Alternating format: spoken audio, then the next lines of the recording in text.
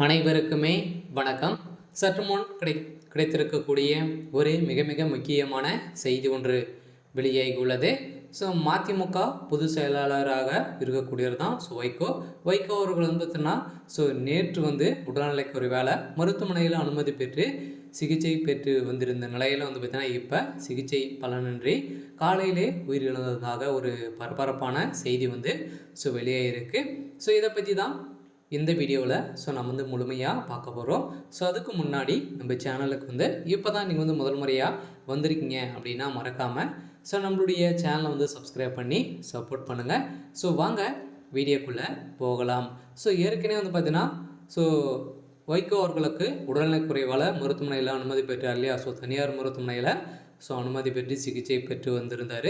இதே மாதிரி தான் மீண்டும் பார்த்தீங்கன்னா அவருக்கு உடல்நலக் குறைவு ஏற்பட்டு திடீர்னு அப்போலோ மருத்துவமனையில் அனுமதி பெற்று சிகிச்சை பெற்று வந்திருந்த நிலையில் இப்போ திடீர்னு அவருடைய உடல்நிலை பின்னடைவு ஏற்பட்டு இருக்கிறதாக மருத்துவர்கள் வெளியிட்டு இருக்கக்கூடிய அறிக்கையில் பார்த்தீங்கன்னா இப்போ மதிமுக நிர்வாகிகளுக்கு ஒரு மிகப்பெரிய ஏமாற்றமாக தான் இருந்திருக்கும் நிலையில் பார்த்தீங்கன்னா இப்போ என்ன நடக்கும் அப்படின்றது தான் ஒரு பெரிய கேள்விக்குறியாக இருக்கு இல்லையா. இதை தொடர்ந்து இன்னும் 24 மணி நேரத்தில் மதிமுகவுடைய பொதுச் செயலாளர் வைகோ அவர்களுடைய உடல்நிலையை என்ன நடக்கும் அப்படின்றது தான் அனைவரையுமே பெரும் கதி கலங்கி போய் இருக்காங்க. இருந்தாலும் அதிமுக பொதுச் செயலாளர் வைகோ சென்னையில் உள்ள தனியார் மருத்துவமனையில் அனுமதிக்கப்பட்டுள்ளார். இதைத் தொடர்ந்து சென்னை மதிமுக பொதுச் செயலாளர் சென்னை அப்போலோ மருத்துவமனையில் அனுமதிக்கப்பட்டு இருக்கிறார்.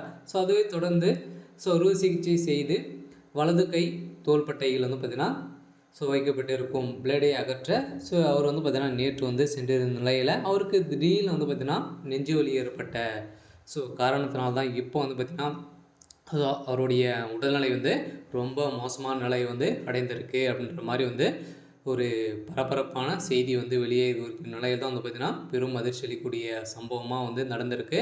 இருந்தாலும் ஏற்கனவே கடந்த மே மாதம் பார்த்திங்கன்னா வீட்டிலேருந்து விழுந்திருந்தார். இதில் தான் பார்த்திங்கன்னா வலது கை தோள்பட்டையில் பார்த்திங்கன்னா எலும்பு முறிவு ஏற்பட்டது.